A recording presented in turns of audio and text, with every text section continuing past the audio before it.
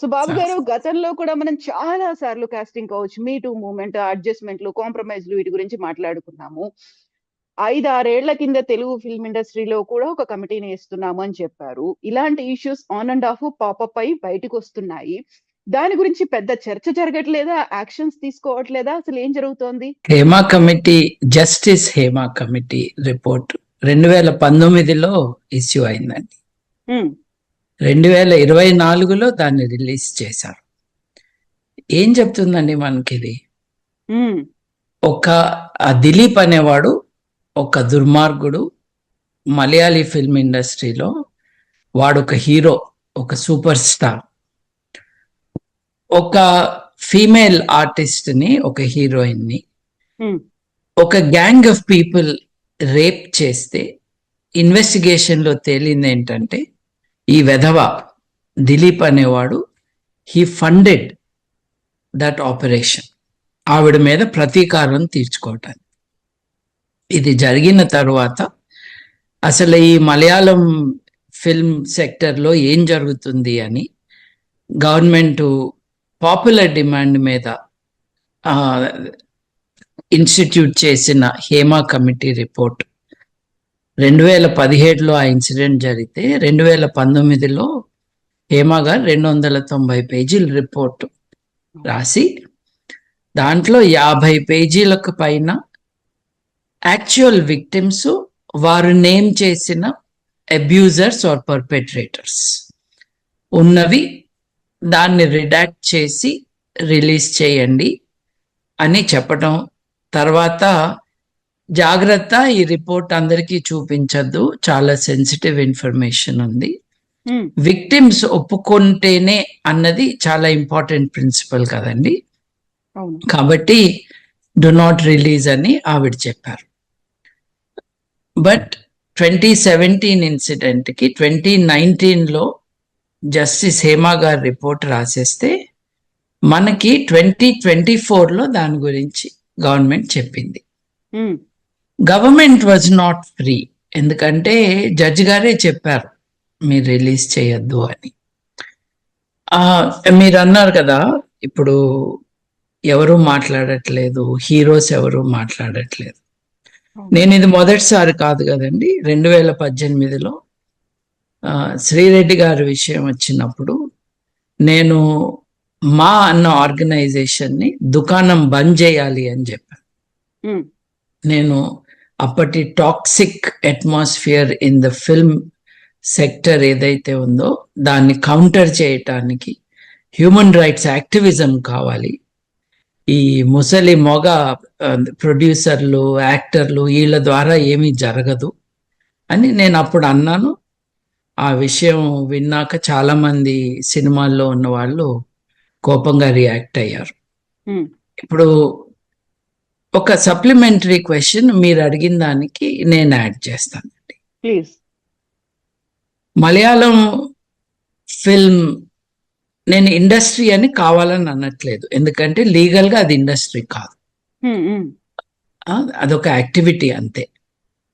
Industry అంటే దానికి కొన్ని నార్మ్స్ ఉంటాయి, కొన్ని రెగ్యులేషన్స్ ఉంటాయి.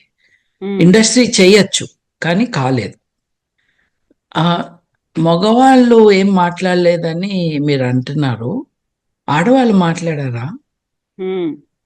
ఇప్పుడు విమెన్స్ కలెక్టివ్ ఒకటి ఉందండి, విమెన్స్ కలెక్టివ్ ఇన్ సినిమా, వారు తీసుకునే ఇనిషియేటివ్, వాళ్ళు హ్యూమన్ రైట్స్ యాక్టివిస్ట్లే. కొంతమంది సినిమాతో కనెక్టెడ్ కానీ మోస్ట్లీ నాట్. కానీ విక్టిమ్స్ ఎవరు ముందుకొచ్చి మాట్లాడకపోవటం మనం నోటీస్ చేస్తున్నాం. ఒక ప్రాపర్ పోలీస్ కంప్లైంట్ మనకి పేరు చెప్పకపోయినా విక్టిమ్ అంటూ ఒకళ్ళు, అది ఆ కంప్లైంట్ సైన్ చేసే వాళ్ళు ఒకళ్ళు కావాలి కదా, అది చేయటం లేదు. దాన్ని కంప్లీట్గా వాళ్ళని బ్లేమ్ చేయకూడదండి. ఎందుకు చేయకూడదు అని అంటే, వాళ్ళ జీవన భృతి దీంతో లింక్ అయి ఉంది కాబట్టి, వాళ్ళు రేపు ఆకలితో ఉండాల్సి వస్తుంది అని భయపడుతున్నారు కాబట్టి. ఈ సినిమా అన్నది అది బాలీవుడ్ కావచ్చు, టాలీవుడ్ కావచ్చు, అది తమిళనాడులో కావచ్చు, కేరళలో కావచ్చు, ఇది It's a clique of people. It's an organized group of people dominated by men who do not mind the exploitation that happens. ఇప్పుడు మగవాళ్ళకే ఫీజు ఎక్కువ ఇవ్వటము యాక్టింగ్ కి, ఆడవాళ్ళకి తక్కువ ఇవ్వటము విషయంలో Discrimination ఉంది అక్కడ. నేను దాన్ని బిగ్ బాస్ షోలో నేను హైలైట్ చేశాను. బిగ్ బాస్ షోలో అక్కడ గేమ్ లో నన్ను ప్రొడ్యూసర్ గా చేశాను. చేసినప్పుడు నేను ఎవరికి just because they are male or female ఎక్కువ ఇవ్వాల్సిన అవసరం లేదని నిరూపించాను. అది చూపించారని కూడా నాకు చెప్పారు.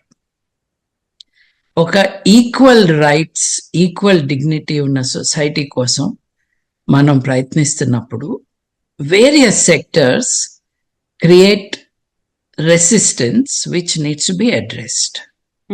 వీటిల్లో most popular medium, most easy access to people ఈ సినిమా. కాబట్టి సినిమాలో ఏం జరుగుతుందో మనం దాని గురించి మాట్లాడుకుంటాం. మీటూ మూవ్మెంట్లో అమెరికాలో ఒక 15-16 ఏళ్ళు ఇంకెక్కువ అయినట్టుంది. అమెరికాలో sexual harassment at work, unfair work practices, unsafe work practices, వీటి గురించి అమెరికాలో తారాంకే అనుకుంటాను ఆవిడ పేరు, ఆవిడ స్టార్ట్ చేసిన మూవ్మెంట్ హాలీవుడ్కి స్ప్రెడ్ అయ్యి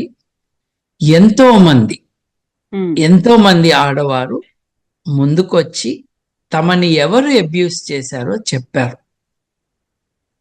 ఇప్పుడు మనకి చట్ట ప్రకారం ఏంటండి, చట్ట ప్రకారం భారతదేశంలో విక్టిమ్ పేరు చెప్పకూడదని ఉంది. ఎవడు చేశాడో చెప్పొద్దని లేదు. మన దేశంలో విక్టిమ్స్ బయటకు వచ్చి నా పేరు ఇదని చెప్తున్నారు, కానీ ఎవడు చేశాడో చెప్పటానికి ధైర్యం లేకుండా. వీళ్ళందరూ 1000 కోట్ల సామ్రాజ్యానికి అధిపతులు, పెద్ద పెద్ద కబ్జా చేసిన ల్యాండ్లో కట్టుకున్న స్టూడియోల అధిపతులు. వీళ్ళకి భయము ఉండదు, వాళ్ళంటే భయం చాలా మందికి ఉంటుంది. అందుకనే మనకి ఇలా ఉంది, అమెరికాలో అలా ఉంది. అమెరికాలో కూడా జరిగింది అన్యాయమే, కానీ కొంచెం ఊతం ఇచ్చి ఎవరో మేమున్నాము అని, ప్రజలందరూ మీతో ఉన్నారు అన్న ఒక ఇంప్రెషన్ రాగానే ఆల్మోస్ట్ ఇమ్మీడియట్లీ ఒకళ్ళ తర్వాత ఒకళ్ళు బయటికి రావటం.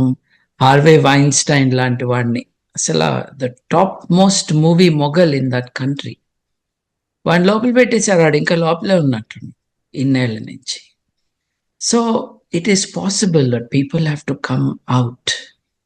ఇప్పుడు 2-3 వారాల క్రితము డాక్టర్ సుజాత, పేరెందుకు చెప్తున్నానంటే ఆవిడే చెప్పారు తన పేరేంటి అని. డాక్టర్ సుజాత అనే ఆవిడ బర్ఖాదత్తో మాట్లాడారండి. తనకేం జరిగిందో చెప్పారు.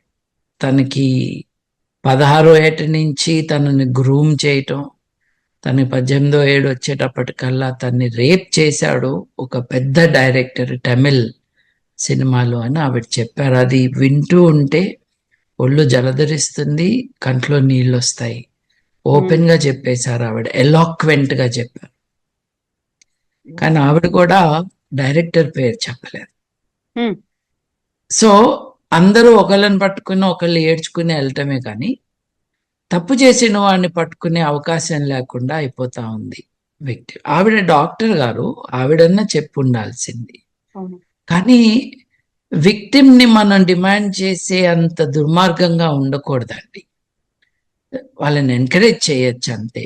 ఇప్పుడు 35 ఏళ్ల క్రితం ఏదో జరిగింది నాకు అని, ఇప్పటికీ నాకు ట్రామాటిక్ గా ఉంటుందన్న ఆవిడ్ని మళ్ళా పేరు చెప్పు, సబ్సిక్వెంట్ మీడియా అటెన్షన్ ఎదుర్కోగలనని చెప్పు అన్న డిమాండ్స్ మనం పెట్టడం కష్టం. So it is a very complex situation. అంటే అక్కడ అందరు రిజైన్ చేశారు. రిజైన్ చేసిన వాళ్ళు చాలా ugly thing that they resign. Silent గా ఉండటం వేరు, అందరూ కలిసి రిజైన్ చేయటం వేరు. మీరు అన్నారు ఇక్కడ కూడా things have not been good అని. ఏ ఫీల్డ్ లోనూ థింగ్స్ ఆర్ నాట్ గుడ్ అండి. ఇప్పుడు కేవలం సినిమా అనే కాదు. ఇప్పుడు ప్రజ్వల్ రేవಣ್ణ ఉన్నాడు, పూర్వ ప్రధానమంత్రి మనవడు. అతను వీడియో తీసుకుని ఇల్లిసిట్ అంటం కంటే కూడా ఫోర్స్డ్ సెక్షువల్ రిలేషన్స్ మెయింటైన్ చేసినప్పుడు అతన్ని ఏం చేశారు? కొద్ది కాలం జర్మనీ పారిపోయాడు, తిరిగి వచ్చాడు, పార్టీలోంచి తీసేశారు. నేను ఐ డ్రీమ్స్ డిస్కషన్లోనే 2-3 సార్లు చెప్పాను, సినిమాల్లో డైలాగులు రాసేవాళ్ళు అత్యంత టాక్సిక్ డేంజరస్ డైలాగులు రాస్తున్నారు. నేను అందరూ గురూజీ అంటారు, ద డర్టీ ఫెలో త్రివిక్రమ్ అని కూడా అన్నా. ఎందుకన్నాను? అతని డైలాగులు చూడండి. గురూజీ ఏంటండి మనిషికి పేరు. అతను రాసిన డైలాగులు ఏంటి? జల్సా సినిమాలో 2008లో తీసిన జల్సా సినిమాలో పడుకున్న అమ్మాయిని రేప్ చేస్తే ఏం మజా వస్తుందిరా అని రాశాడు ఈ దరిద్రుడు. పడుకున్న అమ్మాయిని రేప్ చేస్తే ఏం మజా వస్తుందిరా, పరిగెత్తేటప్పుడు చెయ్యాలి అని అని రాసిన వాడు గురూజీనా? ఏం తెలుస్తుంది మనకి దీనివల్ల ఈ సినిమా ఫీల్డ్ గురించి? మీరే చెప్పండి. నేను లిజెండ్ అంటూ సొంత డబ్బా కొట్టుకుంటూ తిరిగేవాడు హీరోయిన్ ని సెట్ మీద కొట్టాడంట. తర్వాత లైసెన్స్ ఉందో లేదో తెలియదు కానీ తుపాకీ తీసుకుని TV9 ఆఫీస్కి వెళ్ళాడంటే బెదిరియటానికి ఎవరిని. ఇది ఒక స్టోరీగా చెప్పుకుంటున్నారండి. ఇది నేరాలు ఘోరాల్లో రిపోర్ట్ కావాలి. అరే అట్లా చేశాడంట, ఆహా ఏం మనిషి, ఏం ధైర్యం అనుకుంటూ మాట్లాడే వాళ్ళే మన చుట్టూ. సో ఈ కాంటెక్స్లో it is sad, but this is the only thing you can expect. ఇంకోటి, తెలుగు సమాజము ప్రేక్షక సమాజం. అది సినిమా అవ్వచ్చు, నేరాలు అవ్వచ్చు, ఏదైనా అవ్వచ్చు. వాళ్ళు టీవీ పెట్టుకుని 2 గంటలు చూసేసి పడుకునే రకాలు తెలుగు జాతి.